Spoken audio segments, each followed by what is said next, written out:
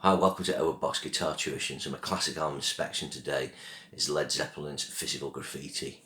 Released February 24th, 1975. It's 50 years old today. And whether you're a Led Zeppelin fan or not, I think this is undoubtedly one of the greatest achievements in the history of rock albums. There's no doubt about that. It's a double album. We'll go into why it ended up being a double album. But it spans such a diverse range of material. To me, it's kind of the kind of first and last word of Led Zeppelin in a way.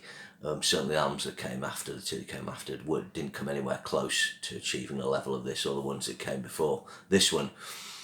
So effectively ended up being a double album this, because I believe the band recorded several songs and it was going to end up being about 54 minutes, which, as you may be aware, is just far too much material to fit on one regular two sides of vinyl, so to speak. So this would mean the grooves would just be too narrow and the sound quality would be crap. Typical Zeppelin albums are about 38-40 minutes usually. One of the reasons, incidentally, Van Halen liked doing short albums, apparently, because Eddie Van Halen liked the wider grooves. If you did shorter songs, shorter albums, you got a better sound. So what they did was delved into their outtakes, their other recordings that they'd not used for albums, and then the album tracks were augmented with that, and a double album was released. I'm just going to look at the length of the whole album. Apologies. Just scroll 82 minutes and 59 seconds. So pretty long for a double album back then. Effectively, giving us two 41-minute albums. It's a big selling album. It's Diamond Status in America. Obviously, it's double, so you get two certifications there. It's got that amazing album artwork. You can actually go to find a building in New York where it's a cover shot. Obviously, with it, you pull out the inner sleeve. It's got the windows. Absolutely brilliant. I had this on double vinyl for a bit and then foolishly sold it. Sorry. Yeah, it's probably worth a lot more now. So let's dive into the tracks. It opens with Custard Pie. So this is recorded January, February 1974, Headley Grange, so in Hampshire. So this is the house they would go to record. It's very common back then for bands to take usually the mobile studio of the Rolling Stones, which is used to record a lot of albums. I think that was used on this. I could be wrong. Maybe Zepp had their own. Headley Grange had a big staircase and a kind of area at the bottom. And he used to stick Bonham in there, I think, and then a mic up from the top, and that's how he was able to accomplish capturing his legendary sound. I'm not saying, with John Bonham, he's got to wear plane, he's got a sound, you've got to capture that sound, capture that power, and that's how Jimmy Page's engineers did it. It's on this album, Ron Nevison famously went on to produce UFO, Heart, Survivor and Son, great producer, but he started off engineering for The Who, I think, and certainly Zepp. So anyway, Custard Pie's a great rocker. Really cool Jimmy Page riff, not nice and tight, with a great groove.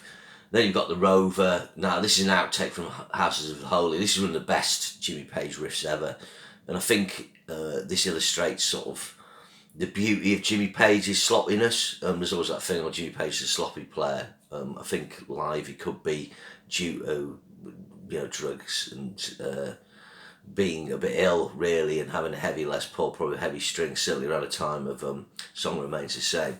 But he's got that kind of laid back feel, and on the Rover, you can see and hear John Paul Jones and John Bonham grooving away. And Jimmy Page is kind of behind the beat, and it's just perfect. His, the kind of the way his guitar riff sits in with the music. So this is this track's 5 minutes 36. It's outtake from Houses of the Holy. How many bands have songs this good with riffs this good that have been initially discarded? Then you've got In My Time of Dying. It's got a reference to Blind Willie Johnson. Maybe was this given later, this credit. Zepp have notoriously had to settle out of court with some blues musicians over riffs. There's obviously a final line of examples where they're comparing a Zepp riff with the original blues riff, and issues of plagiarism. So I should just say as well, on this album, Stu Page, Robert Plant, except where noted, but John Bonham actually got quite a few credits on this album because he was in the recording process. They were doing lots of takes, and then he was making suggestions about how to sort of navigate the complexity of the material. So Bonham very, very involved. To In My Time of Dying, yet again, this is from the Headley Grange 74 sessions, so this is, a kind of track conceived for the album. This one, it's a great blues track. It's a bit long for me, it's 11 minutes and 4, but great slide guitar from Page. Really, really good. A Zepp classic, really good. So that was side 1 of the original vinyl. Side 2 opens with Houses of the Holy. Well, that'll tell you that this was originally from the Houses of the Holy session. Again, nice groovy track. 4 minutes and 1. Trampled Underfoot is next, which is a total classic. 5 minutes 34, really funky. John Paul Jones using, is it a Fender Rhodes or something like that? Really cool. I think it's interesting there that Rover aside, I mean, yeah, the actual physical graffiti session tracks are amazing. And then side 2 of the original vinyl, track 6, finishes with one of the all-time, if not the greatest rock epic of all time, Kashmir. And this is a track I never tire of hearing, always loved it when I was younger. I should say I'm not a massive Zepp head. I tend to like certain albums and periods. I like, House of the Holy Rain song, for instance, and so on. This track, Epic, so many bands have been influenced by this, not just its, its modal quality to the sound.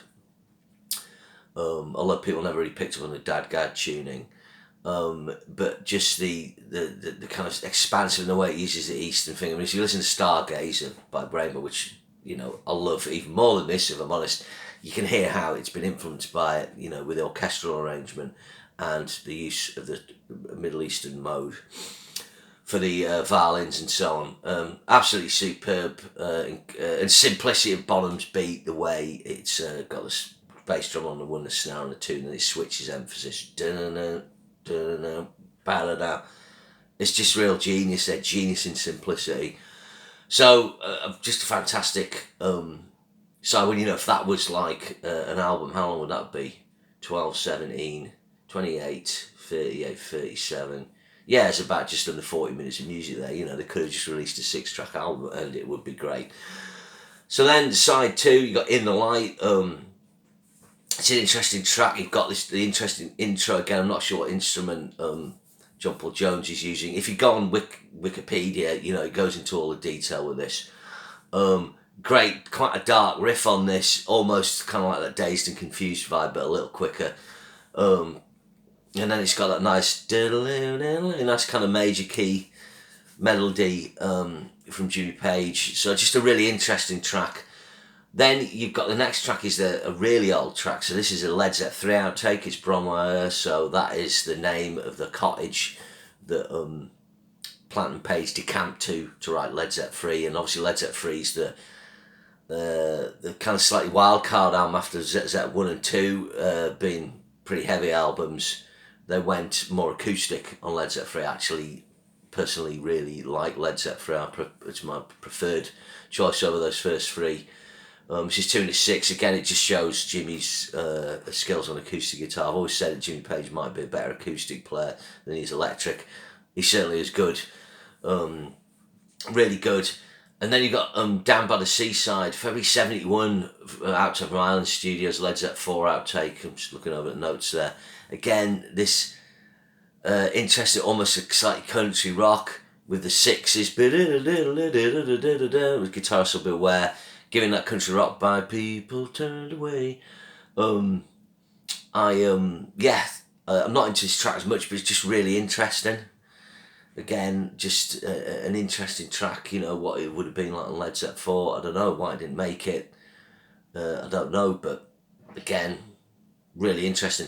They got 10 Years Gone. This is another Physical Graffiti session track. I think this is one of the best tracks on the album, and this shows, they'll hate me for saying this, but if you listen to Jimmy Page's 2-note shapes he uses, dyads as I call them on the D and G string, you can hear how this has worked its way into hard rock, American hard rock and metal. going very into late 70s, but principally 80s, the way those shapes move. You listen to Wait by White Lion. All those early Def Leppard, particularly the On High and Dry album, where they're using those kind of shapes. I couldn't think of the tracks necessarily, but it's very cool what he does there. So it's another great track.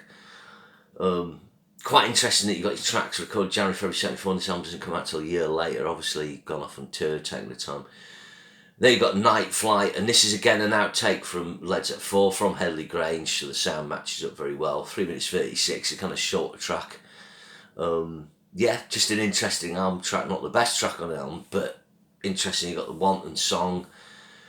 Again, this is a kind of another track from the Physical Graffiti sessions. Again, another kind of cool album track.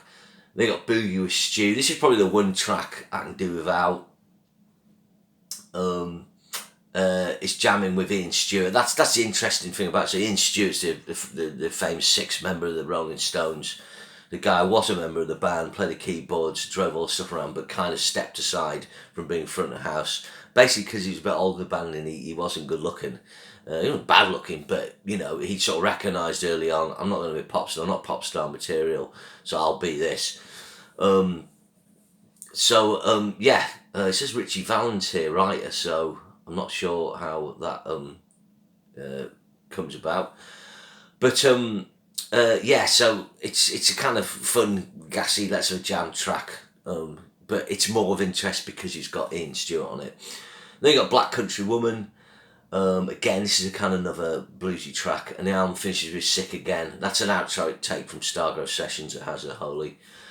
Then you got Sick Again, which is a cool, finishes with a cool kind of rocking riff.